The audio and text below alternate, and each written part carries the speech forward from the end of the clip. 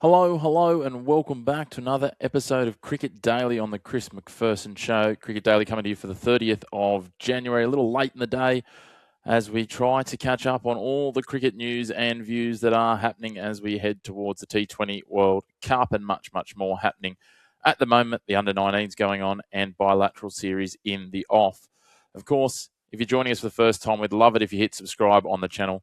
Hit like on the video, get involved in the comments, let us know what your takeaways are from the matches that have happened in the last day and the matches that have come going ahead, and even longer term. Who do you like the look of coming into the World Cup? Is there any Smokies, dark horses that you expect will go further than maybe anticipated? But let's get underway with a recap of the last 24 hours or so of cricket. Let's start with Australia kicking off their T20 series away in Pakistan. And look, let's be honest here, the brutal reality is Pakistan looked a far more settled side, ready to go for this one. Probably not that surprising. A lot of the Aussies weren't available for this one. We had three debutants, a very fresh-looking Australian side. Those debutants for the opening T20 were Jack Edwards, Marley Beardman and Matt Renshaw, all donning the Aussie colours in this format, at least for the first time, some in all formats. They won the toss in this one, and despite the first ball dismissal of Sabizada Farhan to Xavier Bartlett to a good caught and bowled opportunity, they pushed on, tried to build a tally. They were consistent about how they went about their approach, and the platform was set from an early aggressive partnership between Siam Ayub with 40 off 22 deliveries, and their captain Salman Aga, who took 39 from 27. Once their wickets were taken, the impetus was certainly coming out of the Pakistan batting attack, but most of the damage had already been done. A late cameo of 18 from 14 deliveries from Usman Khan helped lift them to 168 for 8 at the end of their 20 overs. It was fair to say Adam Zampa, the pick of the Aussie bowlers, using all of his nous and experience in the subcontinent, taking 24 for 4 from his 4 overs, while Bartlett and Beardman on debut both picked up 2 wickets, which was positive to see. On the other side of the coin, Australia's innings was thwarted by consistent wickets. Their best partnership was between the fill-in skipper in Trav Head and Cameron Green. They put on 40 for the third wicket. Green top scoring for Australia with 36 from 31, which is certainly a positive to take from this, because we talked in the lead up that he was obviously someone with a point to prove and in the spotlight. A late blazing cameo from Xavier Bartlett nearly stole the high bat honours from Cameron Green. He got 34 from 25.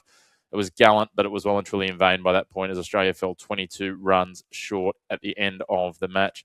Abrar Ahmed was the best of the bowlers for the Pakistanis. He took a stunning 2 for 10 from his 4 overs, while Siam Ayub sealed his man of the match honours with 2 wickets and a catch to go with his 40 with the bat. An all-round threat, certainly Ayub, and he'll be a player to watch when we come to the T20 World Cup. But it is Pakistan 1-0 to start this series. We move on to Ireland and the UAE. It was the next one to get underway. And the Irish continued their build-up to the T20 World Cup against fellow associate nation UAE in Dubai.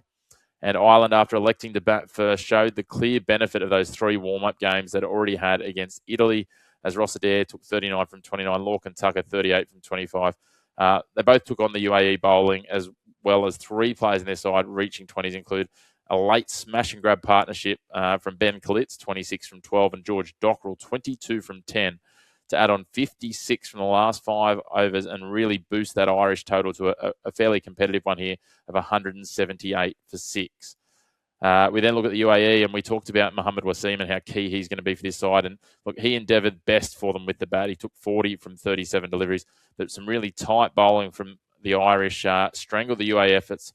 5 UAE batsmen were dismissed for 3 or less, and that's where some of these sides will really battle. They've got some out-and-out performers, but it's those rest of the players, those players from 6 to 11 in your squad in terms of their ability, just leaving a bit of a gap. And the Irish are probably half a step in front of that. The Emirates never really got into the clash, eventually all out on the penultimate ball of the innings for 121, falling 57 runs short. They'll be better for the hit-out. It'll be interesting to see what happens in the second T20 game in a couple of days' time. Matthew Humphries and Gareth Delaney both picked up 3 wickets, while George Dockrell's following his batting display with a miserly 12 for 1 from his 4 overs. So between the Australian game and this game, we've had 2 bowlers going at 3 and 2.5 and over while taking wickets. Absolutely phenomenal bowling on both accounts. So well done to the Irish. They take a 1-0 lead in that series. And then the last of our recaps, the penultimate of our recaps is the Under-19s World Cup. And Sri Lanka's under-19s kept their hopes alive thanks to a century to Viran Chamadithia as they chased down South Africa's total of 261 for 7. The South Africans won the toss. They elected to bat. Got off to a really good start, to be fair. 96-run opening partnership going at just less than a run a ball before Adnan Lagadian was dismissed for 46. Unfortunately, from there, it was his opening partner, Jorik van Skalwyk, who I guess it's fair to say played a lone hand mostly as he tallied 116 and a great century nonetheless with people falling all around him. But South Africa total just 261, which on this Bulawayo deck felt probably 20, even 30 runs shy of what they needed to get to after a strong start to be competitive. The leg spinner for Sri Lanka, Vigneshwaran Akash, starred with the ball. He claimed 46 for 4 from his 10 overs. And then for Sri Lanka, their opener, Viran Chamadithia, that we touched on with his century, partner with their number 3, Sanuja Wakanagoda, who got 48 from 63 for a 143-run partnership to really start to set the tone. Chamadithia was then joined by captain Vimath Dinsara, and they steered the team to within touching distance of the total as the middle order then stepped in just to finish it off after the captain and the opener's departures and steered the side home with 24 balls to spare. The result means Sri Lanka now wait on the Afghanistan and Ireland match and hope for an Irish upset to see them through to the semi-finals, which we'll touch on in our look ahead. And finally, this one actually is the last one. South Africa versus the West Indies, the second T20 in Centurion. South Africa have made it 2 from 2 versus the West Indies in this series as they, for the second time in as many games, successfully chased down a total. The West Indies will probably rue a couple of missed chances here as they post a sizable total at Centurion after being sent into bat. Brandon King, their opener, fell just short of a half century, 49 from 30 deliveries, as he and Shimron Hetmeyer, 75 from 42 for Hetmeyer, put on a 126-run second wicket stand.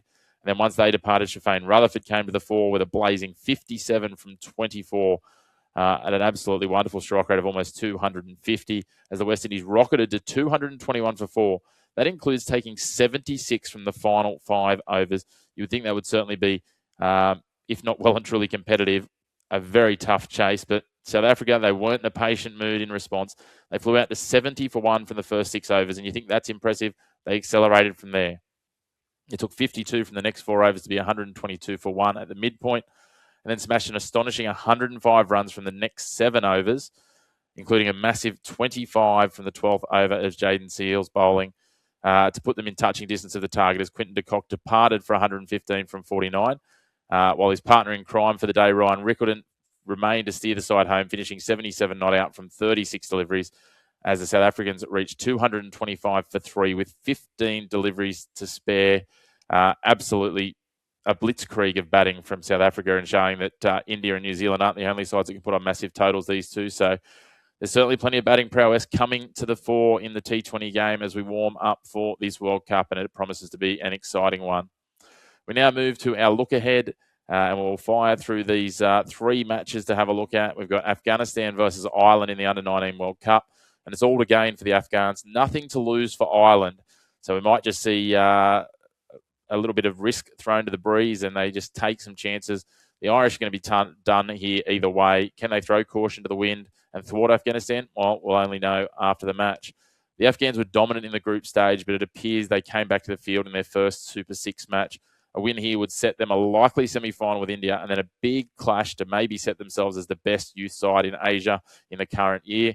Expect Afghanistan to be too good in this one, though. A comfortable win should ensure if they hold their nerve. The Irish have got some wild cards, but I don't think it's going to be enough to take down one of the best sides in under-19 cricket so far through this tournament. The other match tonight, England and New Zealand in the under-19s. It's fair to say it's been a tournament to forget for Australia's nearest neighbour. Some of that outside of their control. 2 winnable games in the group stage washed out, essentially consigned to going through the motions in the Super Sixes with no real chance to progress. Like Ireland, they can play the role of spoiler here, and they can do so spectacularly. Probably a little more homegrown talent ready to roll than the Irish, and they can set a cat amongst the pigeons here if they knock off the English, as Pakistan would then have the chance to leapfrog England in their final game versus India, which is also a huge clash for multiple reasons, not just that one.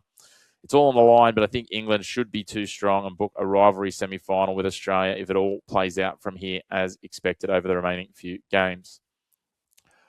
And last but not least, Sri Lanka and England go head-to-head. These two sides switch up their rivalry with a clash in the T20 format after the English claimed a momentous series victory in the one-day internationals. However, it's fair to say in the lead up to a T20 World Cup, there won't be much solace back at home in England if the English can't perform in this series and then on into the major tournament, and they go back with a one-day international series trophy under their belt, and that's all they have to show for their trip.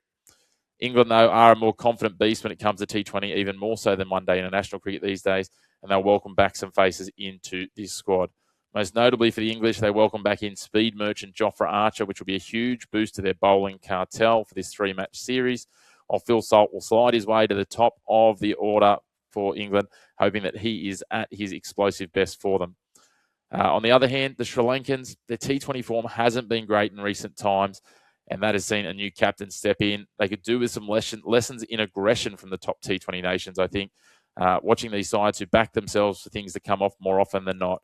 The South Africas, the Australias, the Indias, even the English, and take some clues from their approaches to the T20 game if they want to be successful on home soil in this World Cup.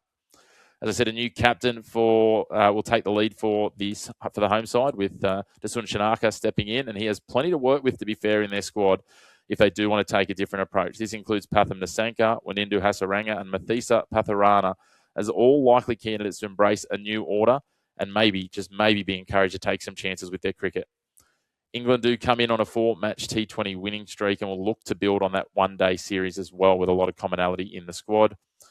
It's fair to say that Pathum Nissanka will carry a lot of the expectation for Sri Lanka, undoubtedly will end up with much of the credit or criticism depending how this series and their home T20 World Cup washes out.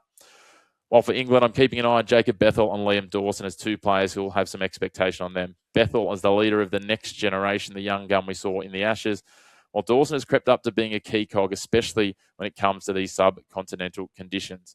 If they perform, it will go a long way towards England not only going well in this series, but going well in the T20 World Cup. In terms of the venue for Game 1 here in Pallekele, it's usually well suited to big scores and in an untraditional subcontinent way, loves some seam bowling. Seam bowling tends to stand up quite well here. There is some prediction of rain early in the afternoon in the lead up to the game, which might add to a little bit in terms of moisture around the ground, and those sorts of things might slow down the outfield, so we'll be watching for that. But I think England, their high-risk, high-reward approach could well and truly come to bear here. I think they'll get home in this first one and set the tone for this series as they lead into the T20 World Cup. A big thanks for tuning in. As always, make sure if you haven't already, hit like on the video, hit subscribe on the channel, hit the bell icon down below as well. That way you get notifications every time we drop a video.